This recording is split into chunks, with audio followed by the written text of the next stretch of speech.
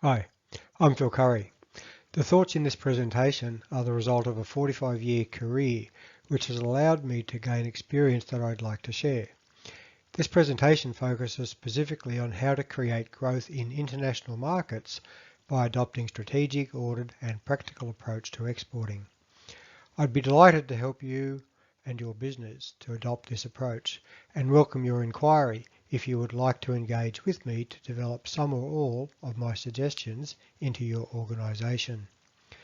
The process that I've developed is the result of my being responsible for the development of export markets and the trial and error learning that this has occurred from almost 100 visits to 25 countries over 25 years for the purposes of obtaining market intelligence, negotiating agreements and the appointment of international partners for Australian organisations. Historically, domestic marketing and exporting have been described as two separate strategies. However, I believe that a more contemporary approach is that many businesses are now competing in a global market and that they should identify, capture and retain attractive market segments wherever they exist in the world. I learned that a process of these 8 steps can be used to guide an organisation from being a non-exporter to a very successful exporter, and this presentation plus others associated with export marketing explain each of the steps. The first step is to make a decision to export. This might appear to be a simplistic step, but many exporters that become exporters will take the first step because of tighter market conditions within their domestic market or because international opportunities simply present themselves. Wherever possible, however, it is much more desirable for an organisation to start exporting at a point in time when domestic marketing is strong and provides the cash flow to allow an investment in the strategic development of international markets. The second step refers to the development of the skills, knowledge and the organisation so that it is ready to export by the time the first order is negotiated. This can easily be 6 to 18 months from the first decision to export. The third step is to use desk research to reduce the approximately 200 countries in the world to a priority shortlist of maybe 3 markets.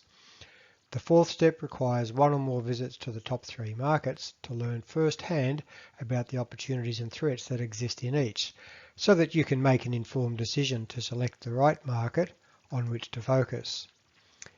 It is normal during the first market visit to meet with potential partners, and sometimes it is necessary to return to 1 or more markets as part of a partner search. Regardless of the process, the fifth step is to appoint a partner in your selected country. Mostly this will be an importer distributor, but of course there are other methods of market entry, and this step may be quite different depending on the specific needs of your business. The sixth step surprises many people, but I have learnt that co-creating a market entry plan with the right partner will develop an optimum level of trust and confidence between you and your international partner that will pay dividends in the long term. The seventh step is only possible if the fifth and sixth steps have been successfully completed and that the level of trust and confidence that exists between your organisation and your partner allows for open and transparent communications and a collaborative approach to managing the implementation of the market growth plans. The final and eighth step is to repeat the process, and of course it is essential to ensure that markets that have been established prior are supported appropriately to avoid any loss of support in markets in which significant investment has previously and already been made. This of course also applies to the Australian domestic market. Please look at the list of steps and note that a strategic exporter will need to complete the first 6 before there's any mention of export orders and income. No one can really say how long it will take you to secure an order from your first market, but I think it is important to recognise the simple truth that it will almost certainly cost more cash and take more time than you initially might think. Of one thing I am confident, and that is that the effort that you make between the initial decision to export and the receipt of funds from the first export order is where the organisation can make or break the success of export. So this is worth considerable attention during that period of time. This can be as long as 18 months. and this presentation and others in my export series explain why it is important to invest effort during this period of time and what needs to be done. One of the most significant omissions of new exporters is to not adequately tailor their marketing program, which works very well in Australia, to suit buyers in other markets. The most fundamental concept of marketing is to understand the current and future needs and wants of segments of the market, and then deliver them more efficiently and effectively than your rivals. This means that market research to identify attractive market segments wherever they exist in the world, and to understand exactly what customers and consumers in high priority markets value and will pay a price premium for, is an extremely important step, but one that's often overlooked by first-time and even experienced exporters. Let's have a look at each of the steps. Imagine an organisation that is suffering a decline in sales in the domestic market and makes a decision to export to solve an emerging cash flow crisis. The decline in sales might be because of unfavourable climate conditions in Australia, or perhaps the entry of a multinational competitor that has taken market share away from an excellent locally manufactured product. Regardless of the cause, deciding to export in response to a declining domestic market situation is unlikely to resolve the domestic issues, because strategic exporting does require cash, management attention and time. And organisations that are dealing with a domestic crisis really rarely have a surplus of these to invest in exporting. It is far better for organisations to decide to enter export markets because they have achieved solid positions in the domestic market, have strong cash flow, good systems that allow management to focus attention elsewhere without undermining the domestic success, and which see the development of international markets as the next logical part of the organisation's growth. Wherever possible, organisations are urged to make the decision to export at times in their development that maximises the chances of success, and to initiate export as part of an organisation's overall strategy. If you look at almost any government website anywhere in the world that supports exporters in their country, you'll see an export market readiness assessment, which typically includes a list of questions which provide an indication of a firm's readiness for export. Any business preparing to export should assess its own readiness for export using these checklists. Austrade even has an online export readiness indicator, but remember, you only need to be ready by the time that you're in a position to take the first order, which could be 18 months away. So don't become disheartened if the checklist suggests that your company is not yet ready. Instead, identify the areas that require strengthening and work on them. The reason why assessing readiness for export is important is that we usually learn by trial and error, but errors in exporting can be very expensive, so it is wise to invest in the preparation stage to avoid those expensive errors. Because this is a significant step that requires time to complete, I've prepared a separate video titled Prioritising International Markets, so I will not repeat the content of that video here. It is sufficient to note that there are something like 200 countries in the world, so it is prudent to identify the one that is most attractive to your company and your product, which means that you have to eliminate all of the rest. My rule of thumb here is to identify the highest priority 5 to 8 potential markets. The initial process of prioritization will allow you to do that with a high degree of confidence, but it does take time, which is part of the important 6 to 18 month preparation time that I indicated earlier. This is also a step that takes considerable time to prepare for and undertake, and I've prepared a separate video for this step also. My rule of thumb for this step is to visit 10 to 15 organisations in each of the 3 prioritised markets. I like to do that over a 2-week period if possible, but sometimes it can require 3 weeks depending on the distances between companies that you want to visit. I'm confident that by the end of visits to markets for the purposes of research that you complete, if you adopt the approach that I describe, that you will be the global expert about how best to position your product in those markets. Appointing the right partner in a selected market is as important a decision as selecting the right priority market. I've learned that the right partner needs, above all else, to have the same fundamental values as the exporter, and to be willing to work in a transparent and collaborative manner. Most frequently, agribusiness exporters will be seeking to appoint an imported distributor as their in-country partner. So that's the focus of this presentation. I have observed Australian exporters attend trade missions and trade shows overseas and seek expressions of interest from imported distributors who are potentially interested in representing their product. I believe this is totally the wrong approach. One of the questions I have learned to ask when I'm visiting processors, supermarkets, specialty retailers and other value chain actors as part of an initial market research visit into a new market is to ask them who they say their best importers and distributors are. I've also learned that it is possible to make telephone calls from Australia and ask retailers and others who are the best and worst distributors. They will tell you if you ask the right questions the right way. And by the way, it is amazing how much more they will be willing to share, including market and competitor insights. I had the experience as a consultant in one project of telephoning more than 150 end users of a product right across the USA, and as part of a series of questions to qualify the attractiveness of the US as a market, asking them to name the most reliable distributor of the product category in which we were interested. More than 80% of those called identified one national distributor, so of course that was the distributor that we wanted to appoint.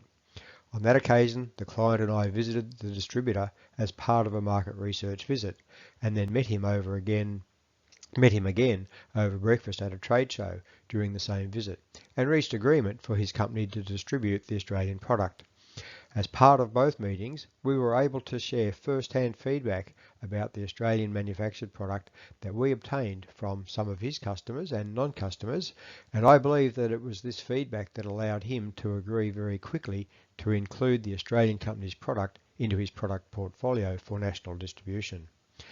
My experience is that the best imported distributors frequently do not want another product because they are already sufficiently successful with a full product portfolio, and especially if the supplier is a small to medium-sized enterprise located in Australia. However, I have learned that if I approach the imported distributor that I've identified from my own prior research as being the preferred alternative, introduce myself and the client's product, explain that I have spent at least a week in the country, often with samples to receive feedback about the product's likelihood of success in the market, I am normally allowed to visit them in person. Sometimes this can occur during the initial visit for market research, and sometimes it is necessary to return the priority market and to visit a handful of potential distributors to make a selection of one from amongst all of them. An in-depth personal interview as part of a visit is necessary to evaluate the extent to which they share your company's values and assess their willingness to operate in a collaborative and transparent manner. Of course, many imported distributors are not willing to operate in a transparent and collaborative manner, which is why it may be necessary to revisit a market after the initial market research visit in order to meet with and evaluate potential partners to select just one. By the way, it is important to recognise that the selection of the right partner is a very important decision, and the right partner in your second or third choice market is probably a better choice than a poor partner in the highest priority market. It is much more beneficial to have a collaborative partnership arrangement rather than a simple supplier-customer relationship, because in a collaborative partnership arrangement, you are working together to ensure success in the market. Your company brings knowledge about the product, what has worked well in Australia, and perhaps in other international markets, and the capacity to modify the product to suit the export market. And your collaborative partner brings local knowledge and access to distribution channel members, customers and consumers. All of these are required for success, and success is much more likely to occur if all are combined collaboratively and used to develop market entry and ongoing marketing plans. If you reflect back on step 5, you'll recall that part of my approach to international market development is to spend time visiting potential imported distributors. You will have already visited retailers, restaurants and/or others involved in the distribution of your product category.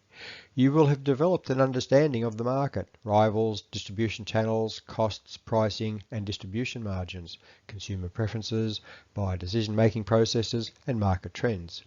You will have impressed potential imported distributors with your approach to the market, especially because it will be quite different to what they frequently observe.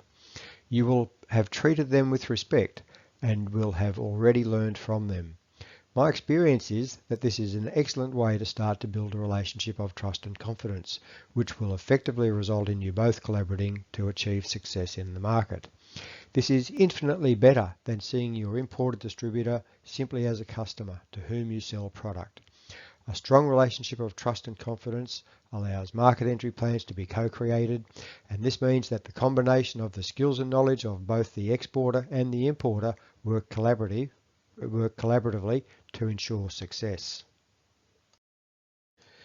The way I see it, if you have co-created a marketing plan for the product, it is essential that you make the commitment to co-manage the implementation of those plans.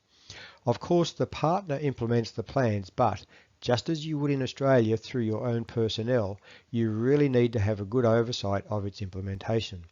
This might involve visiting the market 2 or 3 times a year and visiting customers of your partner to get their feedback and to observe firsthand any barriers to implementation that can be resolved by making changes to any component of the plan.